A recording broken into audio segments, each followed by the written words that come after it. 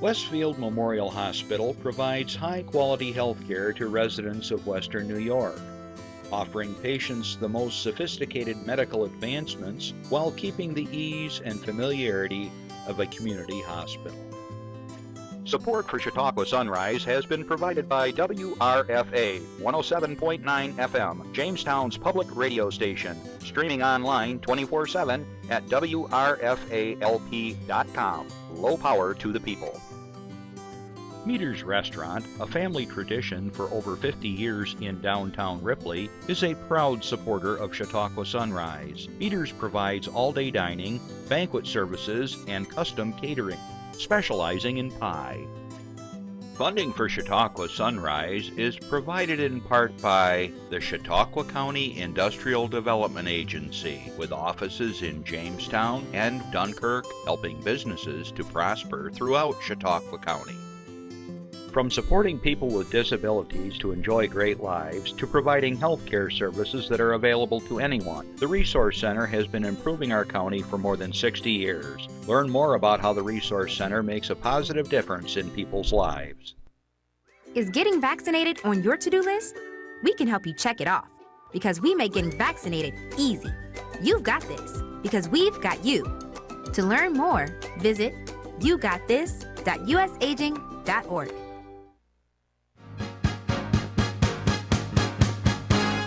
From the Access Chautauqua Studios in Mayville, it's Chautauqua Sunrise.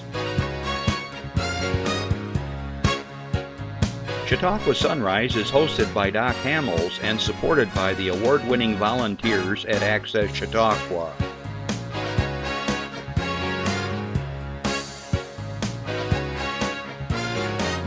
We are here to share local news, colorful interviews, and events of interest to everyone. Chautauqua Sunrise is broadcast live Saturday mornings each week from 9 to 10 a.m. Send events via email or call us live. Check us out on YouTube and Facebook. And now, from the Access Chautauqua Studios, it's Chautauqua Sunrise. Good morning, everyone, and welcome to Chautauqua Sunrise. I'm Doc Hamels. Well, how y'all doing? Last time I saw you, we were wishing everybody a happy Thanksgiving, and that was 3.5 feet of snow ago. Wow, we really got sucked in, didn't we? Well, I hope you're all safe, and I hope that you're all doing well. And right off the bat, first thing I want to thank all the state and county and local snow plow guys and gals that are out there all hours of the night, keeping our roads open, keeping it safe for emergency vehicles to get through, and your paid plowers that are helping out and working for people, because they're doing the same thing. And I want to thank the neighbors that are helping neighbors, because that has been a theme that I've been seeing a lot this past week, is everybody's pitching in. I mean, you got some elderly folks or people that just don't have the wherewithal to move all that snow, and it's been really nice to see people pulling together. And I know this is sort of like one of those unusual stretches of snow, but we do this cyclically. About 10 years ago, we went through this, I think it was. We had like minus 30 degrees, remember that stretch? And we had all that snow. We were hunkered down for like 2 weeks. So it happens. Luckily, we're going to have some warm weather, and now we just have to worry about flooding, that's all. And we talk about this all the time, and I'm sure you're doing this around your tables over dinner, but we're so fortunate here in Chautauqua County. Our weather's pretty decent. We get a snowstorm, we dig out, it melts, and then life goes on. Think about those other folks that have natural disasters. Life doesn't go on as normal. And so we'll get through this fine. And, in a month or two or next year or whatever, we'll have another storm. We'll just do the same thing. We just work together and get through it. So anyways, good neighbors working with neighbors, and all the guys and gals that are out there plowing. Thank you, and be safe. I want to say good morning to everybody that's watching right now on Spectrum 1301. If you're watching us streaming live on our Facebook page, here we are. For those of you that are listening to me somewhere in the world, in the Ukraine, Natalia, or over in Kenya, James, if you're watching today, Glad you could join us. And to my listeners on WRFA 107.9, low power of the people in Jamestown, good afternoon. Thanks for joining us Tuesdays at 1 o'clock. It's so cool to be able to spread whatever we're talking about throughout the county, through the media, through virtual opportunities. And what we do here, we really feel is important. And we got a show today that's going to be something I consider a legacy kind of show, something that if you're interested, you can make a difference down the road for years to come. And we'll be talking more about that in a bit. Okay, now I wanted to mention that you always see my little dog Brody at the very end of the introductions. Well, Mr. Brody was naughty last night, and he gave me and my wife quite a scare. You might say, what could Brody do, Justin? Because you know Brody. We got home from dinner, and in the middle of the living room was a box. And the box was torn open, and my wife said, Brody just got into a box of chocolates. Chocolate is not good for dogs. Thankfully, the chocolate that he got into was not a lot. It was filled with jellies and nuts and things, so I got on the internet and started doing all the calculations, and he's fine. All is well. But if it had been a different kind of chocolate, if it had been more chocolate, we probably would have had to take him to an emergency vet and give him some charcoal or whatever they give him and stuff like that. So why am I talking about this? Because Brody's a good boy, but he got into where the Christmas packages are hiding out, and I did not know that we had chocolate gifts sitting where he could get at it. And I encourage you, especially this time of year, because everybody has candy of some sort, usually this time of year, please, if you have pets, get it secure, put it in the cupboard, wrap it up good. He went through a bag, a box, dragged it in the other room, opened the box, got into it. He's very ingenious. So don't figure that things are safe just because you have it on the counter. Brody will get it, and I bet your cats or dogs will do the same. So something to think about. Also, today, you know what today is? What's so special about today? 83 years ago, do you know what? Pearl Harbor Day. Wow, it's 83 years ago. Started the wheels turning for World War II. And boy, if you've never been to the Pearl Harbor Memorial, it is something that just kind of is very, very solemn. Were you there when you went? Did you go? Yeah. So it's something else. So something to think about today. And finally, we had our guest on a couple weeks ago, just to mention, up at Buffalo, if you have something you'd like to do a little different, Christmas market at the Opera House in Buffalo is continuing in its second week. There are going to be 2 more weekends. And I just saw them on Channel 7 News up in Buffalo, and they've got all kinds of fun things to do. And in conjunction with that, I could sit here and announce all the cancellations that took place and will be taking place this weekend. I can't do it all. So if you live in a town where there's going to be a parade, check it out. Lots of communities now have their own Facebook page, and it gives you updates, or call a town hall or whatever, call your friends. Everybody's rearranged this, like in Ripley. I know Donker, Fredonia, they've been rearranging things and so forth. So we'll try to get on some of the announcements, but it's changing by the hour, it seems. So rather than try to go the whole list, please check out with your local communities. Okay, in about 7 minutes, we're going to have my guest on that's going to call in, Pat Smeraldo, who's going to talk about what he was going to talk about last week. Last week was one of those 1 in a million things. This is show 540, and we did not broadcast last week live. 30 inches of snow everywhere. This side of the ridge, I guess Jamestown was bare, but up in Mayville, Ripley, and wherever people were trying to get into here, we had a lot of snow, and it was just too darn dangerous. So Pat's going to be calling in shortly, so I'm going to try to get through my community announcements the best I can. My other guests are waiting to come on patiently, so we're going to just move things right along. So I'm just going to abbreviate these a bit. All right, so Chris, ready? Here we go. Slide 15, Infinity's annual holiday art market.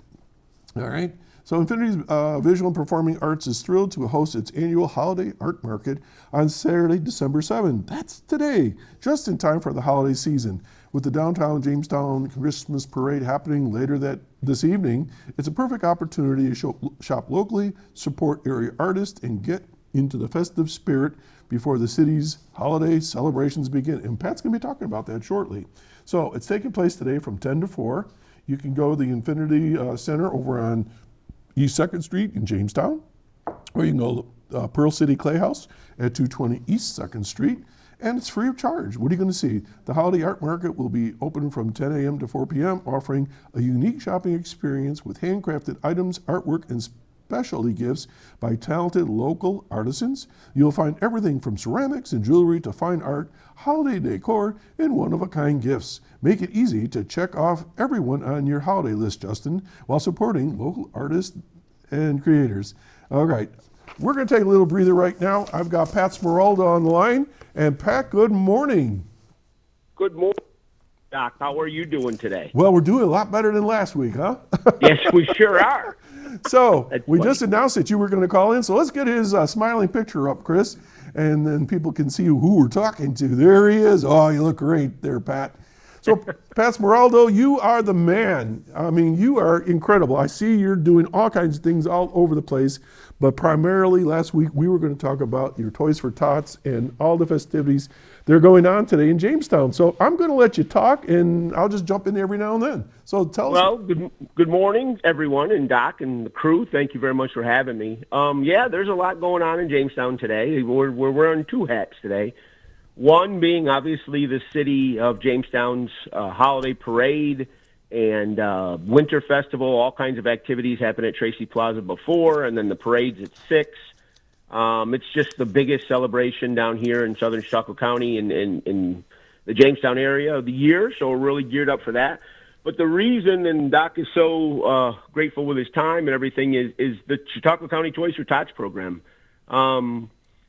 Terry Johnson and Heather Brown. Heather Brown's the quarterback of the crew, and Terry Johnson and Lynn Newman and Mike Roberts and myself and a bunch of other hundreds of volunteers are, gearing up for our toy distribution on December 20th and 21st.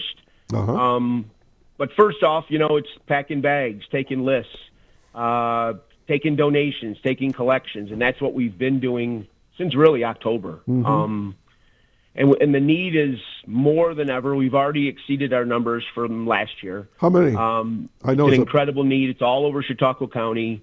I assume we're going to serve upwards of 5,000 kids with agencies and individually families. Did you just say 5,000 kids? 5,000. Yeah. Ooh. We've been in the 3,000s, close to 4s, and just tipping 4s, and we're pretty high right now. It's a pretty big need. Okay. So, yeah, it's been going well. It's busy, but that's okay. Well, you guys, I apologize. We've just been, doing collections. Like, for example, we're starting now. We have boxes out, probably 130 boxes out all over the county where people can drop a new unwrapped toy. When I say unwrapped, some people are very sweet sometimes, and they like to wrap it in Christmas paper. Unfortunately, we can't distribute that. They have to actually see the new toy to be able to accept it. But the boxes are out. People are starting to get calls from office parties now and holiday parties that have collected on their own, and they're donating. And if people are out, I can tell you this: we do birth up to teenagers, up to 18 years old. Mm-hmm. And there's always a couple of age brackets that people don't think about, right? Because we do. So the one main one are teen boys and girls. Yeah. So a huge need right now for teen boys and girls. And what are those? Those are art and craft kits. Any balls like football, basketballs, things like the personal hygiene kits, shower kits, nice smelling soaps, basic makeup kits for girls, hairbrushes, things like that, cool. Curling irons, you name it. You name it. Pat, how many gifts per child? Is just one? Well, no, this year we did it. We've done big, small, and stocking stuffer. This year we've actually gone to large. Well, we call them large, 2 mediums and 2 smalls. So we've actually upped it a little bit. Yeah, we've been fortunate, Doc. We really have. We had a delivery come from a national toy company during the summer. I believe it was Mattel. They'll hold me to that. It was a bunch of Disney things, and we had a huge delivery of some pallets, and we get some from the foundation, the Toys for Tots Foundation, gives us some supplemental toys and things to do. But realistically, the rest of it is done through people in Chautauqua County, the most generous people, people, and I'm talking all ends of the county. Kirk's Jewelers up in Dunkirk, they're our main hub up there. They're incredible people. Okay. They do this in a little girl up there named Sage who just did a huge toy drive. We have kids that recognize the need and know that, and this is an amazing thing, Doc, that they're fortunate and they've had birthday parties where instead of a present for them, they've asked for a toy to give to a child to donate. No, these kids, this Sage little girl up in Dunkirk will show up with 2 trunk loads full of toys to donate. Pat, if somebody says, boy, I just as soon just give a donation, a cash donation, how do they do that? They can go to our website, and it's Chautauqua County Toys for Tots. Mm-hmm. Heather and Terry work out of the Resource Center, so they can mail it right over to Dunham Avenue if it's a check. But we have Venmo, Cash App. We do a drawing, the 12 Days of Christmas. There are on Facebook, if you go to Chautauqua County Toys for Tots, there's a way to purchase tickets for some incredible prizes. They give 12 days in a row. There's a different prize you can get that were donated and things like that. Mm-hmm. And just like I'll be downtown today at the start of the parade and before at the Winter Festival with some high school kids that are coming down to do a toy drive for me. Wow, we'll just have a bucket out there, and we'll also have a monetary donation bucket because that is, like I say, when we take those monetary donations, people say, well, what do you need monetary? It's to purchase toys or other items for the teens or the babies, whatever. Where you got a shortfall. All right. Yeah. And you have a parade tonight, right? We do have a parade. We have this is a doing. So in Jamestown, this is the biggest like I say, event of the year. And I just had said that the other day. We do the Gus Macker, my company, Collaborative Children's Solutions, as a Gus Macker, Turn the River Green. Mm-hmm. And that goes to like select programs or select groups of people. Mm-hmm. This is everybody, right? It's 10,000 people lining the streets of Jamestown. Sweet. 170-ish floats. Are you kidding? 80 organizations represented. We have a Jingle and Mingle Festival that we do from 2 to 4 outside of Tracy Plaza first. Mm-hmm. We have a great new band, Party McFly, that will be playing on City Hall steps. Mm-hmm. And we have crafts for kids, letters to Santa. We have characters running around. You can take pictures with characters. Sounds like fun. You name it. Yeah. Cookies and hot chocolate pass out. So what street is this coming down? Main Street or what? 3rd Street. The Jingle and Mingle Festival is on 3rd Street, right in front of City Hall from 2 to 4. Okay. And then we close things down. 5:30, we light the tree. We get everybody back to the start line, and we have 100 and some-ish floats that parade their way down 3rd Street. And then we close with an incredible fireworks show right from the Spring Street ramp, right kitty corner from the city. So, all right. Yeah, it's a heck of a night in downtown. And it's been an early morning, Doc. I started about 3:30 this morning, but that's okay. Well, Pat, good on you. You are the man. And we need people like you out there doing these kinds of things. Listen, we got to run. I got some other. Oh, absolutely. And I just feel bad that we weren't able to get you here live, but this is just as good. So I wish you the very best. So go to Chautauqua County Toys for Tots if you want to make a donation, right? And please. Yes, Chautauqua County Toys for Tots on Facebook. We have a website. Find it and please. It's a big need, but I want to reiterate, thank you so much for everybody already that has already donated, volunteered, what have you. I appreciate you. Y'all be safe down there and stay warm tonight. Temperatures are going up a little bit, so you guys lucked out. Yeah. All right. Me heat wave. We're okay. Thank you, Doc. I appreciate you guys. All right, Pat. You take care. Merry Christmas to you guys. Have a nice holiday. You too. Happy holidays. Thanks. Thank you. All right, folks. That was Pat Smeraldo, and he's a mover and shaker in Jamestown. And, it's going to be quite a night in Jamestown. So I'm going to wrap up real quick here on the announcements, and then I got to get to my guests. They're anxiously to get on here. So I'm just going to summarize a couple things. There's the Chautauqua County Chamber of Commerce wants to remind you to shop local, CHQ. And you can get gift cards at the Chamber of Commerce down there at 300 North Main Street throughout the week. I've had them. They work great, and I think there's a couple hundred different vendors that will take these particular cards, and they range from $5 to $500. So it's just a nice thing that you can give somebody, and it supports the local commerce. All right, let's see what else we got. Announcement: the Dunkirk Holiday Parade has been rescheduled to next week, and I know that they were sending me all kinds of updates throughout the week. I feel bad for people that were trying to do some of these things, and it's crazy. Also, you should know that the It's a Wonderful Life has been canceled at the Lakeshore Center for the Arts because of the weather. So things like that. Let's go real quick, Chris. Slide 16, the Squirrel Nut Zippers to deck the halls at the Ridge Lene on December 14th. I'm guessing they're musical, and they're going to be roaring into Jamestown to present fans with a gift of their sensational and swaggering holiday shows. The iconic multi-platinum jazz rockers will be unwrapping their evening with the Squirrel Nut Zippers Christmas Caravan Tour. Okay, that's going to be held December 14th, 7:30 over at the Reg Linné Theater. Okay, slide 17, Christmas in the Village of Lakewood. It's taking place today from 10 to 4, then goes to the 13th and the 14th and the 20th and the 21st. So everything's going on in Lakewood throughout the weeks to come, weekends. Then slide 18, tomorrow we got something going on at the McClurg Museum.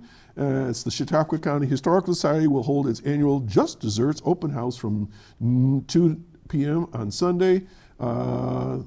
In Westfield, the event sponsored by the Chautauqua County Historical Society is free and open to the public. Refreshments will be served. And I think at this point we're going to take a breather because I got some other people that would like to talk. So this is for you. We'll be right back. Don't go anywhere. Welcome to FNEP, where you will find supportive and knowledgeable peers who will empower you to plan and create affordable meals and nutritious snacks that balance variety and convenience while keeping an eye on food safety and learning to move more. Whether online or in person, connect with us today. Okay, there I am. Woo, what was happening there? I've got two guests here that are representing the Northern Chautauqua Community Foundation, so I want to welcome back Leslie Wille and Rich Ryan, who are involved with a project that's near and dear to my heart, and I've been involved with these guys for a couple of years, well, this project for a couple of years, and so on. So, Leslie, welcome. Thank you. Thanks so much for having us. Leslie, what's your role with the Community Foundation up there? I'm the Community Engagement Coordinator at Northern Chautauqua Community Foundation. Okay, and Rich, why are you here? I'm the I'm the chair of the campaign committee. Okay, and folks, if you don't know, Rich and I, we share a bond that most people don't. We do. Not only are we Rotarians, and that we're involved with the Community Foundation, there's three, and we're also Freemasons. We are Freemasons. So it's just crazy cool. So I'm so glad you guys are here. And Leslie and Rich, you contacted me a couple of years ago. I think we met in a little shop in Westfield. I'm a board member, so it was sort of like a natural thing to do this thing. But we talked a little bit about legacy. And when I think of legacy, I think of building something for the future generations. How's that? Perfect. Perfect. So Yes. I'm gonna let you take it away. What's the project you're working on, and what are you trying to do? Yeah, so we're actually entering the fourth year. We're just winding down on the third year of this campaign. Mm-hmm. It's the Today, Tomorrow, Together campaign for Northern Chautauqua. Wait a minute. Today, tomorrow, Today, Tomorrow, Together. together. Okay. Yes. Campaign. Yep. And it's a 5-year campaign with a goal of raising $10 million for the Northern Chautauqua community. Wait a minute. 10 million? $10 million. How's it going? It's going really well, actually. We've surpassed $6 million raised already. Get out! We have just absolutely incredible support from the community. We publicly launched this campaign in September, this past September at 21 Bricks. It was a great event, really well attended. And this support, we have to attribute that to our cornerstone contributors. And these are people like yourself and your my wife. You are on I that told her list. about it after the fact. I hope she didn't mind. She doesn't mind. She says, well, whatever. But we are so grateful for that support that's really gotten us to this point, even before the public launch. Okay, so we gave it a title. You've been 3 years of doing what, Rich? What's it all about? Yeah. Well, Doc, as you know from me being on this show in the past, I spent the first 20 years of my career in nonprofit development, major gift fundraising, and talking with the Community Foundation board when I was a board member. I've termed off. We were now. together, yeah. But when I was a board member and talking with Diane Hannum and the staff, we really thought, boy, wouldn't it be a great idea to hold a large comprehensive campaign which would not only bring needed resources to the organization, but enhance the profile of the organization quite a bit, and to bring some new donors and supporters into the fold. So we started these conversations pre-COVID, actually. The first iteration of this campaign was going to launch right about the same time that the world shut down with an international pandemic.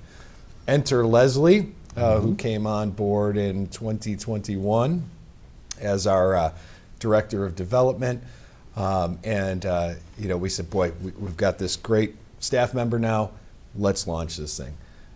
And so we started back then. So we've been in this campaign now for 2.5 years. Okay. You said some words that I want to delve into, if it's all right. Let's do it. So you said that you want to develop resources. Resources, what do you mean by resources? Leslie, why don't you jump in on that? For what? Yeah, the main focus of this campaign is building our community funds. Most people know the Community Foundation for our scholarships. And the community funds are really, they're the cornerstone of our work. These are the funds that support our grant-making programs that allow us to make grants to organizations in the community. They're the funds that allow us to address needs in the community as they arise and as they change, right? These funds are flexible, and that's really important because we don't know what the needs are going to be 5 years from now, let alone 20 or 30 years from now.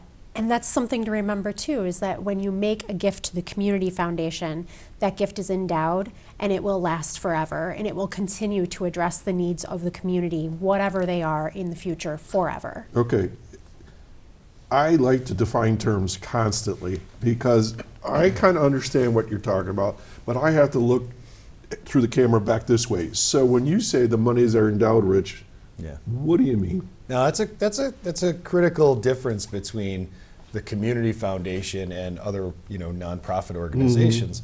Every nonprofit organization that has a great mission is doing great work. They're raising money and they're putting it to work for their mission. What community foundations do that's a little different is that they raise money, they invest that money, and they only spend the interest off of that money. So think about it like a big savings account, where you're never actually invading the principal, the original donation to the organization, but you're using the investment income from that to support a cause, a mission, a charity, whatever the case may be, for an extended period of time. And that's a critical difference between community foundations and other nonprofit fundraising. Okay, so more questions. Please. All right, and either one can jump in wherever you want. You said that the foundations, invest the money in what? Well, they would invest it just like you would invest your own IRA. It's invested in the stock market. It's invested, just like any other investment. The current endowment at the Community Foundation is Over 40 million. Yeah, over 40 million. I've 40? been off the board for a little bit. Yes, so you I don't have, remember because all you the were probably details. back in when it was like 30 million. It's grown. So it's over the stock market has been good to us. Yeah, so the Community Foundation was established in 1986. Yeah. So since 1986, the organization has raised over $40 million. That's incredible. That $40 million isn't touched. It's the investment income off of that, which goes to support community organizations, causes, what have you. There's a couple of different kinds of funds that the Community Foundation holds. Scholarships, for example. Okay. So you could name a scholarship in honor of somebody in your family who's passed away, or a teacher that you loved, or maybe you leave something in your own estate, where the interest off of that investment is going to be used to support a student's tuition in perpetuity, forever. We have restricted funds where, let's say you love the arts and you want to leave an endowed fund to something like the 1891 Opera House in Fredonia. You could do that, where the original gift is never touched. The interest off of that supports the Opera House forever. Or we have what Leslie described as community funds. Community funds are unrestricted funds in that the Community Foundation board has the flexibility to use the income off of those funds to make competitive charitable grants in the community. So the grant programs that you read about in the Observer and the Post Journal, those grants are made by community funds. What's critical about this campaign, and what's really helpful, is we've actually lowered the threshold to create a named fund to help drive more community funds and help drive more support of those kind of flexible funds to allow the grants committee to make these charitable grants. That threshold is now only $3,500. Okay, we're going to come back to that in a minute. Sure. Okay? Yeah. I'm putting a little star right there so I don't lose a place. I wanted to tell a little story that before I even really knew anything about the Northern Chautauqua Community Foundation, this must be like, oh boy, I'm dating myself here, 1994 maybe, somewhere in that range. I was working at the Laguita Center, and I was the principal at the time. And we had an idea to build a playground that was handicap accessible. Well, build a handicap accessible playground is a little bit of a challenge because you try to meet a lot of needs. Well, anyways, it was suggested by somebody that had been an avid supporter of it, Olive Visosky. I don't know if you knew Olive. And she knew the original chairman. Do we know? David. Dave DeWino. Yep. And I had to pull that out of my head. And she said, why don't you apply for a grant to help support the project? And I think the whole project was, I don't know, $10,000 or something like that. Seems like hardly anything nowadays, but Sure. but then it was a substantial amount of money. So anyway, long story short, I applied and we got like $4,000. I mean, bam, there we go. We had like, 2 or 3 different things, apparatus, that we could put into the playground because of the Northern Chautauqua Community Foundation. And then somehow or another, I don't know how this all happened, I ended up being a voting member. And the next thing I know, I'm a board member. The next thing I know, I was a treasurer. So I've got, sort of pulled back. I'm still a member, but it's fascinating. So I've seen this time and time again, all the different things that the Community Foundation has supported, and sometimes there's emergency needs, right? And I know of an organization, we don't necessarily need to go into who it was, that was a long time service in the northern part of Chautauqua County that was dealing with youth that was in really dire straits. Through some support from the Community Foundation, turned it around, I think. I believe that's true. It is. Okay? Yes. And sometimes there's no place else to go. You can't get a loan, you can't do this, but that's why some of these foundations exist. And then it could be just as small as, I know that you have grants, you have to help me with the name of them, Leslie, but for teachers. The service learning grants. $500, I Yes. believe. And so there's That's increasing. Well, good. Yes. But a special, maybe you want to do, I don't know, a butterfly garden, or you want to do something that's educational. Then the communities can do something, and again, there's only certain areas and certain places you can go to ask for money nowadays. I'll give you another example that has taken place, and I know this is your show, but I'm trying to give you some firsthand experiences. My community of Ripley, booyah, was one of the very first ones to set up a community heritage fund. Yes. It was. Okay, and I don't even know how much money's in there, but I do know every year I see, somewhere along the line that they've given out X amount of dollars to projects within our community. Yeah, yeah. So we all contributed a little bit of money, and over the years, that thing has grown. So if you look at the stock market 20 years ago and you look at it today, you go, ooh, it really grew. That's right. And it was effortless for us to do that, and to this day, it's thriving. And I think there's, 2 or 3 other community grant programs for their own community, Yeah, right? there are 3 active right now and at least 1 or 2 more in the works. Okay. Yeah. So those are things that I talked about, but this is something a little different, and you call these things community funds.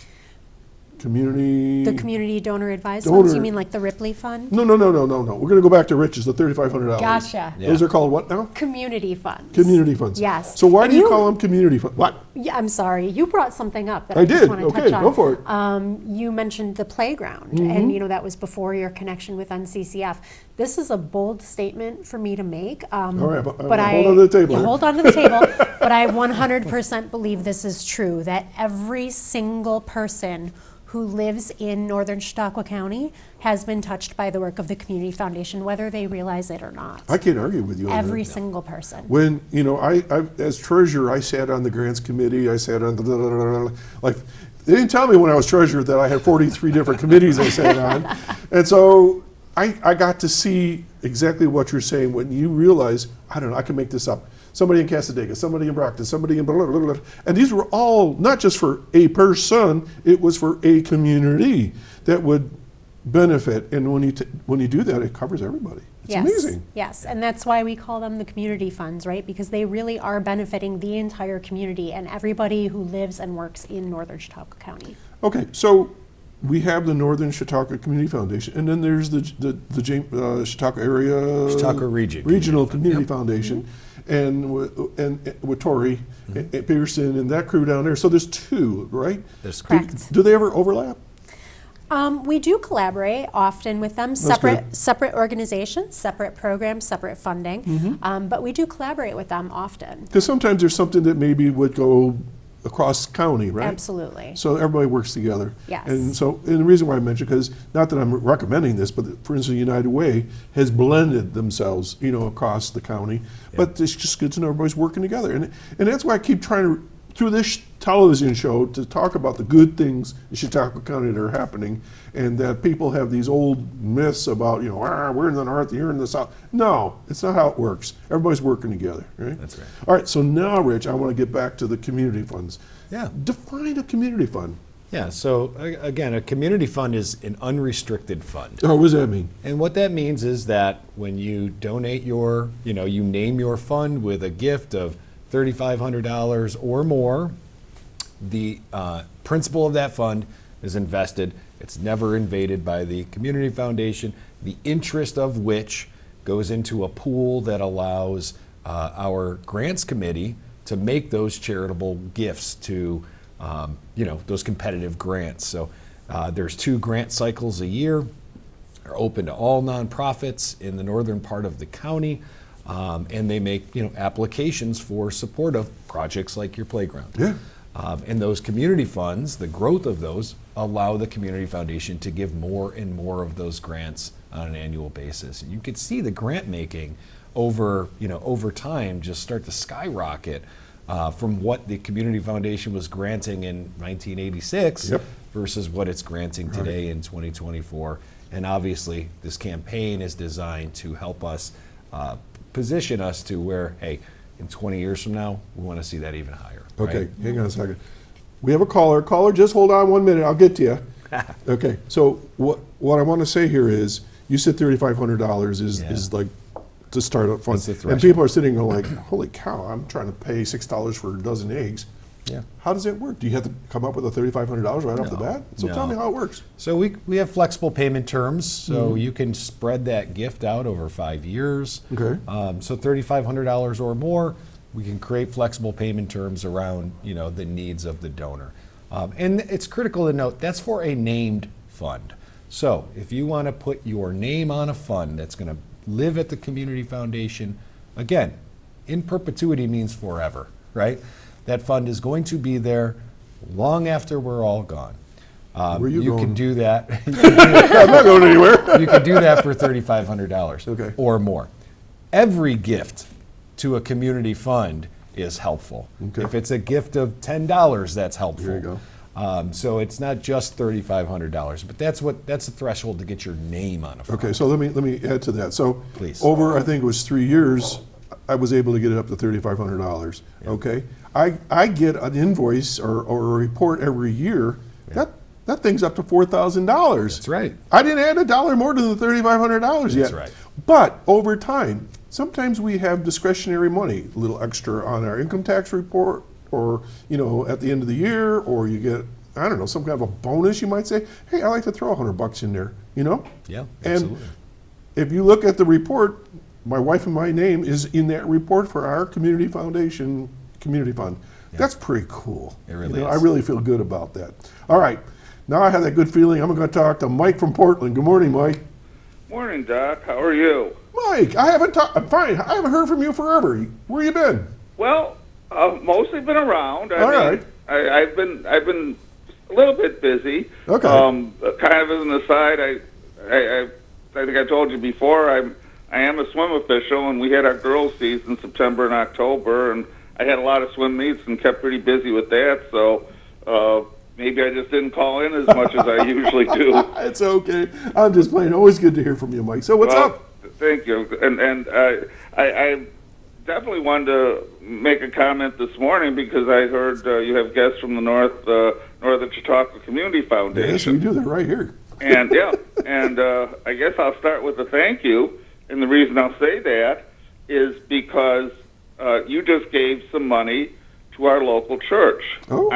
I'm a member of Tri-Church Parish. Okay. In one of the programs we run, we have a feeding ministry where we try to help our local high school, well, let me say it another way, our local students, we're a central school district, our local students have food for the weekends, and we also help some of our local seniors.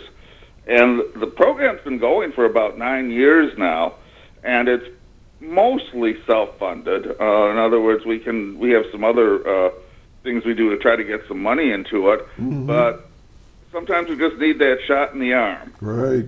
And so we all, and I am on the administrative board of the church. And I says, well, let's look at a couple grants to apply to. Sure. And a couple of our members did send in the application for a grant from How cool is NCCF. that? So, Mike, and we received one. Mike, is this the program where they pack up food or meals for the weekend with the kids and they get take it home? Yes. Yes, I've heard about this. I guess I remember that when I was on the committee. That's exactly what we do. That's Mike, exactly right what back we at do. you. Thank you for the work that you're doing. It's so Right. important. Thank And you. I know she said something, but I got my sound down so I don't. She thanked you, Mike, for all the work you do. Well, I'll make sure to extend that. I mean, I'm the treasurer of my church, and I do things to help out. But I'm not really on that committee. In other words, I'm not one of the volunteers packing the bags. But I have very close. Actually, what I do is I assist the treasurer. So I guess I have some involvement that way. But it is a good program, and we've been kind of wondering, should we try to reach out a little, and we finally did. So. I'm glad we did, and I'm grateful to you folks for sending us some money. I'm glad you have, and I understand I understand the idea of not touching the principal. Right. And I knew you did that already, but I think it's a good thing, and I'm glad you're helping. And I know you help other organizations. Hundreds. Yeah. So I just wanted to extend some thanks from Tri-Church Parish in Brockton, New York. Well, thanks for calling in, and congratulations to you guys. Well done. All right. All right, Mike, you take care. Happy holidays. You too. All right. Too. Good to hear from you. Bye. Okay. Well, there's another good story, huh? Yeah. One thing I'd like to mention that we haven't brought up yet, we've talked a lot about the grant making programs and the community funds supporting that. There's so much more beyond that the community funds support. Yeah, like what? Local economic development. See what I do every Saturday morning? I know. How do you do it? You do it so well. Some days I sound like Porky Pig. But yeah, these funds support local economic development. How's that work? Wait, whoa, let's talk about that. How's that work? Yeah, we have a local economic development committee that really seeks out opportunities in the community to grow. That's Rich Johnson and company, all those guys? Yes, it's a wonderful, wonderful committee, all volunteers, and they're doing fantastic I hear work. really good things from that. Yes. And every once in a while you'll see something in the paper. So you think a community foundation, what the heck are they doing with economic development? Because it's part of our county. It's part of what we do, right? It is. And it's the driving force, Rich, right behind. If you don't got the money, you can't do the job. That's absolutely right. Yeah, I mean, a strong economically, an economically strong area can better support a nonprofit community. And so absolutely, that's why the Community Foundation is so invested in the LED committee. I suspect that some people probably scratch their heads and say, why are you getting involved with the economy? The other people, banks do all that sort of thing. Well, once again, if you could help startups or you can do whatever, like what do you do with the money? What does the committee do with the money? The committee uses the money to really maximize opportunities as they arise. And that's, again, points to the importance of the flexibility of these funds. They wouldn't have the ability to do that without these funds. Okay. And, like Rich said, that's critical to a thriving community. That's why we're involved. Our Right. vision is a vibrant, prosperous northern Chautauqua for generations to come. That's rich in opportunity for generations to come. So let's get into a fight. Ready? Define northern Chautauqua County, because I live in West County. Well, so I mean, there's obviously gray area and what I'm is playing. northern versus southern. But how we would define our service area would be, from Ripley to Silver Creek along the lake shore, down as far as Sinclairville and Casadega and Arkwright, and Mayville, Villanova, all that, right? Arkwright, all those communities, Forestville. Those are typically the communities in which we see both nonprofits that we support and donors that support our organization. Again, that's not to say we still do quite a bit of collaboration with CRCF in Jamestown. And you hand off concerns, right? If you absolutely. say, this seems to be better suited for you guys, what can you do? Or can we do something together, whatever. Absolutely. So let's go once again back to the $3,500. Yeah. So if someone's interested and says, I might have some interest in this, and I'd like to maybe do something like $500 a year for a while or something like that, or whatever, how do they get started? Just give us a call, reach out via email, via our website, whatever works best for so you. let's Stop get a in phone the number. office. This is where we're going with this. Yes. 716-366-4892. All right. So if y'all know how to do TV, you're supposed to say the number at least 3 times. So this will be the second time. 716-366-4892. You right? got it. It's Okay. 716-366-4892. That's the third time. That's the third time. Okay. All right. So if they want to name Mr. and Mrs. Jones, their community foundation, community grant, would they write a check? How does it work? There are many, many options. You can write a check, cash, of course. You can give online using a credit card. You can do a stock transfer. Many options for giving. And so is there somebody that will explain this all to them? Absolutely. And who's that? You? That would be me. You're talking to that someone. We are talking, because you have so many staff there. That would be What are me. like about 5 of you there? I don't even know how many workers you have or staff. Yeah, it would be me or Diane Hannum. She's our executive director, Right. very knowledgeable, wonderful person to talk to. She's been. as I well. think she was born there or something. I mean, That's she's been the there forever. impression I get, which speaks volumes. She was the assistant, I think, to Dave when I first got to know all those folks. So she's been there a long time. Okay, getting back to some words that you use. We talked about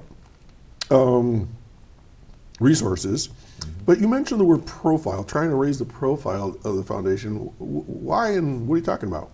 Yeah, I think what Rich is referring to is a problem that is not unique to NCCF. It's a problem with all community foundations nationally across the board, and that is people don't know who we are. They don't know what we do. They might know us for one aspect of what we do, but they don't really know everything we do, and our work is so broad. So when he's talking about raising our profile, it's really just raising that awareness in the community that we're here and we're doing everything we can to better this community that we call home. And hence, that's why I invited you to be here, to raise your profile. Thank you. Well, yeah, and once again, I don't think people really understand what a foundation does. And to go back to what you were saying, Rich, it's sort of like donating money to a savings account that's never spent other than the interest. So if you have $40 million, I can't even do the math, and you make 5% on there a year, whatever that is, Right. that's a lot of money It is that a can lot. be now put back into the community. That's exactly right. And Forever. Again, we do that in the form of scholarships. It's not just community funds, right? Obviously, a goal of this campaign is to raise the ability of the Community Foundation to make more and more community grants because, frankly, the need is ever increasing in our community. The need of the Boys and Girls Club, the need of the Opera House, the need of the libraries and the churches, like our caller called it. The programs that they do are incredible. They're increasing in need every day in our county and in our communities. Therefore, we need to increase our ability to fund those. That's why we're pushing community grants. But there's still all sorts of other ways to support the Community Foundation and support your community by doing so. Creating scholarships that will help kids in our community get the education that they need and deserve. Creating community funds. Find that organization that you're super passionate about. Create a dedicated, restricted fund that the interests of which only supports that organization. Obviously different thresholds, and you give a call to Leslie here at 366-4892, and she'll walk you through all of those thresholds. But again, lots of ways to support. One way to support the Community Foundation, this is a critical one as well, and it's, I always gonna say in my development career that it's one of the easiest gifts to make, but the toughest gifts to talk about. And that's quite frankly a planned gift. So one of the ways that we're trying to increase our support is to have and encourage folks to leave something to the community foundation in their estate plans. And again, talking about your passing is never something people want to do, but what do you do with your resources upon your passing? Think about the charitable causes that mean something to you. And if you live, work, and play in this community, what better way to make sure that your passion for this community lives on forever than to leave something in your estate? And there's lots of ways to do that, whether you just leave a straight amount of money in your estate to the community foundation, whether you name the community foundation the beneficiary of a life insurance policy or an IRA that you have, all sorts of great ways to do that. The critical piece is let the community foundation know that you're going to do that. So many people, we receive a lot of planned gifts. We call them bequest gifts. Right. We get lots of them that come in on an annual basis that we never knew the person had, those intentions, right? They pass away, their, kids call us or their attorney calls us and listen, Mr. and Mrs. whoever left this to you, the community foundation or estate. Let us know ahead of time. That way we can make sure that we're making your intentions known and making sure that your intentions are met as well. If you think about this, is that somewhere along the line someone did this already. Of course. And they're not with us anymore. Right.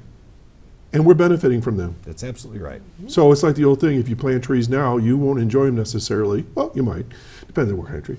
But, we plant apple trees for the next generation or oak trees for 2 generations from now or whatever. So somebody was already doing this somewhere along the line, and now it's sort of like our turn if we want to do that. And that's exactly right. If we love our community and we love where we live, that's something to think about. Yeah. We've talked about this on the show quite often, and I'm going to say it again, and maybe people don't want to hear it. Chautauqua County, I think, is the second poorest county in New York State. We have a lot of issues, and people say, how's this possible? It's true. We're poor. And many, many organizations that the Community Foundation supports are working with folks that are in poverty, whether it's food, abuse, clothing, support services like counseling, whatever the service is. There's not enough support sometimes through different agency budgets to do the job, and this helps out a lot. So we need what you do. And the kinds of things, these investments we're doing is what really makes a difference. I want to give you another example of what somebody can do. Freemasons. Our Masonic Lodge, I don't know, about 15 years ago folded, and they had a bunch of money. And they said, what are we going to do with it? I said, I know exactly what we can do with it. And we created, called the Beacon Fund, Beacon Award. And we've been giving out scholarships for I don't know how many years. And we started out with a modest 2 people, one from Westfield and one from Ripley, $100. Whoa, that's going to go far, right? If you're going to college, I think that was, or a trade school, we made it broad enough. So, but it had to be just those communities for kids to go on. Well, I'm the guy that gets the report now because my name's on there. I think we're up to well over $400 or $500 for 2 people. The thing's grown and exponentially over time, and I don't even know what the figure is, but it's probably doubled since we started, and that's just way cool. The planned gifts. So again, if somebody wants to do this, they should think about maybe with their lawyers in their wills and things like this. Plan ahead. Okay. Yeah, that's pretty cool. So we talked about profile. We talked about resources. We talked a little bit about investment, but Rich, I know you know this, and Leslie maybe to a degree, I know there's an investment committee. Can you talk about that so people feel kind of good about this? I mean, what does it do and who's on it and what's their expertise? Yeah, our investment committee is brilliant. They work really hard, review everything, and make sure that we're on track to continue to see that growth. We have an investment and spending policy. The amount that's considered spendable from the interest each year is based on a 20-month rolling average, 20 quarter rolling average. Okay, that You can sounds tell right. this is not my area of That's okay. That's expertise, okay. right? I make things up all the time. Well, no. But it's based on an average, and that's to protect against, market fluctuations that are going to happen. We all know that's going to happen. And some of the money is reinvested into the fund each quarter, each grant cycle. Some of the money is reinvested, and that allows the growth that you talked about. That allows, ensures that your gift is still going to retain its value despite inflation. Okay. So let me give you an example, since I did sit in that committee for now and then. Let's say they wanted, I'm going to talk really smart here, like I know what I'm talking about, large cap investments, whatever that means. Rich, you could probably speak to it better than I can. But there's a parameter that says we will only invest X amount of percent of our investment money into this group. And we're going to watch that it doesn't go over this. So maybe it's like, I'll make this up, between 20% and 25%. And if we go over that, then we nudge it back into that zone. Or if we're going to invest in, cash, we're going to make sure it stays within here. And so they review that quarterly, right? Absolutely, and we work with advisors at Courier Capital who help us manage that. Right. They are fantastic, and routinely our returns are outperforming that of our peer group. Nice. All right, so we're going to switch a little bit because you made me promise that you were going to talk about something, and that's called CHQ Jingle on the Rocks, or All the Rocks? Or Jingle at the Rocks, yeah. So what's that all about? This is going back to your previous guest, Pat. Yeah. Yes, and Pat works for Toys for Tots, and Jingle at the Rocks supports Toys for Tots. It's hosted by CHQ Professional Group, which I'm co-chair of, and the Dunkirk Fredonia Rotary Club, which I'm also a member of. You're a Rotarian? I am. How long you been a Rotarian? A few years. I'm the secretary of the club. Oh, they got you that. They did. They roped me right in. I was 5 years as a secretary. Yeah, but this is our I believe, 4th year of the event. It's grown every year. Nice. We've been able to donate thousands of dollars and hundreds of toys So every what is year. Jingle of the Rocks? What is it? It's a wonderful event. It's at 64 on the Rocks in Fredonia. It's Oh, gonna this is a be- place? Yes. Oh, I don't live there. I don't know. Yes, bar and restaurant. Where's it Beautiful at? Where's it? inside. Where is it? Right downtown Fredonia by the fire department. Did it used to be something else? It used to be the Caboose. There we go. Now I know what you're Yes. talking about. Yes. All right. Used to be the Caboose. All right. But it's so much fun. It's from 5:30 to 7:30. And We've what do you got a do? DJ. We're having an Party? ugly sweater contest. Okay. Yeah, pretty much. Basket raffle, 50-50.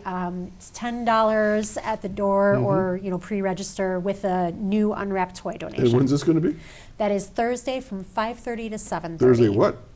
Thursday. Good December? question. What's I the don't know. I date? just asked questions. This coming Thursday. All right, so whatever that is, this coming Thursday. I don't. Somebody Yeah, do the math. postponed from last week, and I don't remember the new All right, date. this coming Thursday at the 12th. Thank you. Okay. Thursday the 12th. Guess what? We're down to like a minute and 10 seconds. So I'm gonna go to Rich and come back to you, Leslie. So what do you want people to know? Yeah, well, listen, again, if you have any kind of charitable intention or you want to support the Community Foundation, get a hold of Leslie here. She can help you make that charitable gift. And a quick idea for you. It's the holiday season. I know we all have that one person in our family or friends group that's a real pain in the you-know-what to get something for. How about this? How about you make a charitable gift in their name to an organization that they may like? It could be anything, $20, whatever the amount, doesn't matter. But if you've got somebody in your family who loves animals, make a gift to the Northern Chautauqua Canine Rescue or the Humane Society and make it in their name. It's a great way to give them something that they'll really appreciate. And we'll keep on going. Who doesn't need another sweater or something. Good idea. And Leslie, you got the last 20 seconds Yeah, here. I'm going to add on to what Rich said. Get together with a group. Maybe you have siblings, cousins. You want to start something for your grandparents or for your parents. Get together, pool your funds, and you can put their name on a fund and gift them a legacy. Or you could just do all your brothers and sisters and have a family fund, right? Absolutely. Okay, it could be the Ryan Family Fund or whatever. That one All right. already exists. All right, you can't use that name. Well, hope you learned a lot about the Northern Chautauqua Community Foundation. Leslie, Wille, and Rich Ryan, thanks for joining me today, and congratulations. $6 million to date out of 10. So you're getting there, over the halfway mark. Yeah. All right, folks, we're going to do this again next Saturday, as we always do. So drive safe out there. Use your snow brush. Keep the windows clean. I guess it's supposed to warm up, and am I at the end? There it comes. I knew I was close to the end of the show. So anyways, thanks for being my guest today, and have a great weekend, everybody, and we'll see you next time. Take care. I'm Doc Hamels. Bye-bye.